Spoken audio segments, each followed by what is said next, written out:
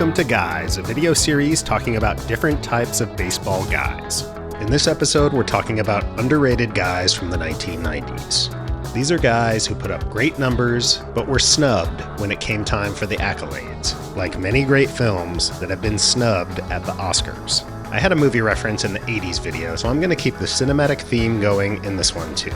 The 90s began with an incredible Oscar snub. Driving Miss Daisy? Spike Lee's Do the Right Thing not even being nominated for Best Picture at the 1990 Oscars is pretty outrageous. Instead, Driving Miss Daisy won. This is kind of like Juan Gonzalez winning the MVP over Ken Griffey Jr. or Alex Rodriguez in 1996. But the 90s Oscar snubs kept going, with Goodfellas, Pulp Fiction, Fargo, and Saving Private Ryan losing out to Dances with Wolves, Forrest Gump, The English Patient, and Shakespeare in Love.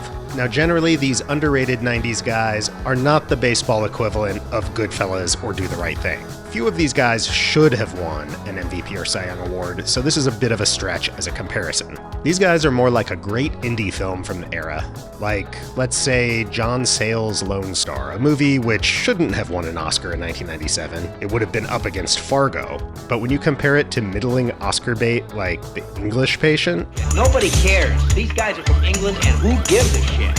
Really, it's an American award. How about we have an American Patient, for Christ's sake? The other nominees that year were Shine, which was an okay biopic, and Jerry Maguire, a dang rom-com. So, in my opinion, Lone Star would have been a good choice for a nominee. Like many of these 90s ball players would have been good choices for at least some down-ballot MVP votes. By the way, I just have to mention that the fifth nominee in 97, Secrets and Lies, is completely innocent in all of this discussion.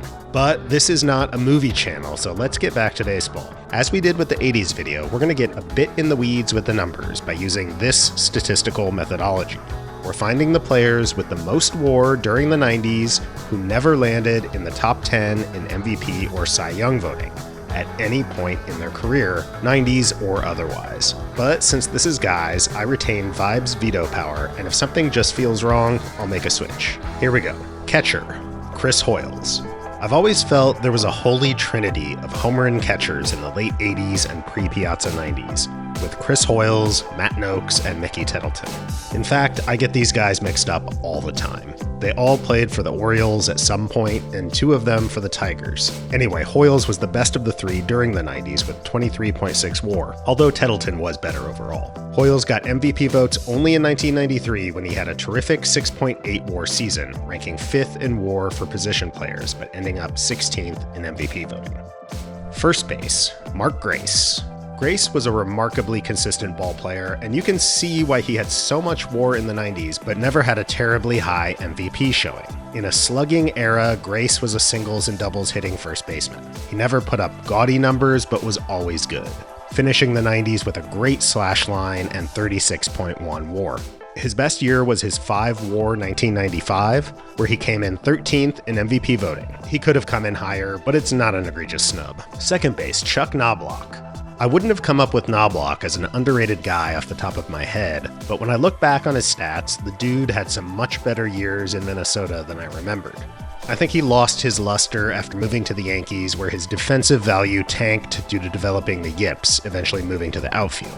But he had some years for the Twins, especially 96, when he accumulated 8.7 WAR and slashed 341, 448, 517, with 45 steals while being a plus defender at second base. This was one of those dreaded Wangan years for the MVP vote. I know that RBIs were the value stat of the time, and Wangan did bring a lot of valuetainment. But if you're gonna vote based primarily on that, why not go with Albert Bell, who had more RBIs and more homers and a higher OPS? Anyway, Knobloch shouldn't have won, but he shouldn't have been as low as 16th. Third base, Travis Fryman. Fryman played third and shortstop for some mediocre to very bad Tigers teams in the early 90s before being dealt to a great Indians team, and immediately getting some MVP recognition, even though he was just kind of okay. He was great in 1993, a 5.2 WAR year for him, but didn't receive any MVP votes. Shortstop, Jay Bell. Bell was remarkably consistent and at times excellent, recording 37.4 WAR during the 90s. His best year was a 6.2 WAR season for a crumbling post-Bonds Pirates team, where he did get a couple of MVP votes. But he also had a great year for Kansas City in '97 with 5.4 WAR for a desperately bad Royals team, which is probably why he didn't garner any MVP consideration. Left field, Tony Phillips. Tony Phillips gives us some incredible positional versatility. Phillips could play anywhere in the outfield, as well as second base, third base, and short, in an era where the term super utility guy had not been invented. Much of Phillips' value came from him being an elite on-base guy, which was a big part of why he was underrated. Phillips had over 100 walks 5 times in the 90s, leading the league twice and on-basing .392 for the decade. He received MVP votes only in one season, but definitely could have ended up on ballots in several years. Center field, Kenny Lofton. Lofton did rank 4th in MVP voting in 1994, a year where he led the league in WAR. But I'm going to use my veto power to put him in because I'd say Lofton is a very underrated guy. An amazing speed and defense guy with great batting average and on-base skills playing at the height of the steroids era. Lofton is 9th all-time in WAR for center fielders and 10th by Jaws, which factors in a player's 7-year peak. The only guys ahead of him not in the Hall of Fame are Mike Trout, who will be a first ballot guy, and Carlos Beltran, a guy who looks like he will get in the next year or two. Lofton fell off the ballot after his first year of eligibility, receiving only 3.2% of the vote. Right field, Ray Lankford. Lankford was one of the best players for the Cardinals during a transitional period for the team. He took over for Willie McGee in center and played through some rough years in St. Louis before Tony La Russa got there in '96. Then he got overshadowed by Mark McGwire, with his best year coming in the year of the Big Mac, 1998, where he had 6.2 WAR but received no MVP votes. DH, Chili Davis. Since we don't need to worry about defensive value at DH, I've used batting runs instead of WAR to determine our DH. Chili Davis was pretty bad defensively, but that doesn't matter because he could absolutely mash, with an .858 OPS for the decade. But he never reached higher than 14th in MVP voting. Starting pitching. The starting pitching shook out pretty similarly to the 80s video, with 5 guys who weren't necessarily underrated, except for one. And it's a knuckleballer again. Tom Candiotti, who had some great late 80s years toiling in obscurity on some terrible Indians teams. But he finally got out of Cleveland mid-season of '91, going to Toronto. This split season was the best of his career. He recorded 7.1 WAR, 4th best in the league, but received no votes that year, or in any other year in his career. The other 4 guys who I'm going to overrule are Pedro Astacio, Wilson Alvarez, Ben McDonald, and Tom Gordon.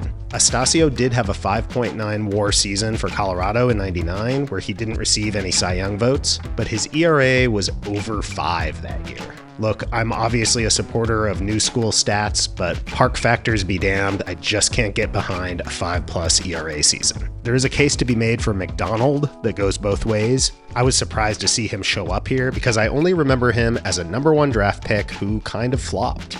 He had a ton of hype coming into the league, and he ended up being kind of a 3rd or 4th starter type of guy. So in that sense, he was overrated. But if you're like me, you have a false memory of him washing out of the league after a couple of disappointing seasons in Baltimore. But he was not actually a Brian Taylor-esque bust. I didn't realize that he stuck in the league for a solid 9 seasons, even cracking 5 WAR for Milwaukee in '96. So kind of underrated in that sense. Let's just let those two sides cancel each other out. Then Tom Gordon, I am actually going to keep, but move to the pen since he was a swingman that pitched more out of the pen than the rotation in the 90s. Our ace is going to be Kevin Appier. This guy was severely underrated, amassing 47.6 WAR in the 90s, 6th best in the decade.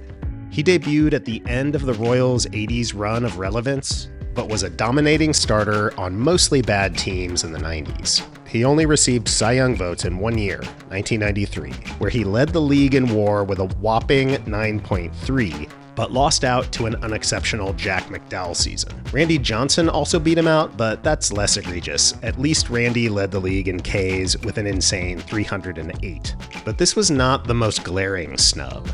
At least his existence was noted that year. In '92, Appier put up 8 WAR and received not a single vote. With only 15 wins, Apier was an undesirable for the Cy Young voters, despite being third in WAR and second in ERA. Man, they really loved Jack McDowell back then. Probably big fans of View. Chuck Finley. Then I'm going to take Chuck Finley, who, like Apier, had just 1 year where he received Cy Young votes. And also, like Apier, Finley was dominant in the 90s but underrated due to playing on bad teams. He had 2 7+ WAR seasons that did not get any Cy Young consideration. In 98, he had a 7.2 WAR season but posted a pedestrian 11-9 win-loss record, so no votes. And then in 93, the year Apier got beaten out by McDowell, Finley had a 7.1 WAR season for a last-place Angels team. Mark Langston. And then I'll go with another lefty Angels pitcher who actually had a better year than Finley in 93, a mammoth 8.5 WAR season, and didn't find his way onto a single ballot either. Wild that both of these Angels pitchers got snubbed like that, and also wild that a team could manage to be that bad with 2 dominant aces at the top of their rotation. The rest of that pitching staff was just, like, nothing. They're not like real people, kind of. Anyway, Langston had a pretty great career playing for generally bad teams in Seattle and Anaheim. He didn't see the postseason once until his age 37 season for the Padres. Pat Henkin. Okay, this is a really weird one because Henkin did win a well-deserved Cy Young Award, and he came in 6th another time when he had no business being in the conversation. So I'm going to go into the pure vibes vortex here to say that I think Henkin was somehow underrated in the 90s. Perhaps the most forgettable Cy Young winner in my lifetime. Dude was even part of a championship Blue Jays team, and yet, I don't know, man, he just feels so anonymous for a guy who put up numbers like this and did get accolades at the time. Part of that is because he fell off a cliff starting in 98, and part is probably some anti-Canada bias. Bullpen. I'm going to breeze through the bullpen here because I think it's fairly hard to be all that underrated as a reliever, but these guys were what the formula spit out. I already mentioned we've got Tom Gordon here as a swingman, then Rick Aguilera, who did get some MVP votes in 1991, but never a Cy Young vote. Then we get a trio of relieving Jeffs, Montgomery, Shaw, and Brantley. Montgomery is the best of this bunch, and I would say is a bit underrated because he was a pretty elite reliever on some really terrible 90s Royals teams.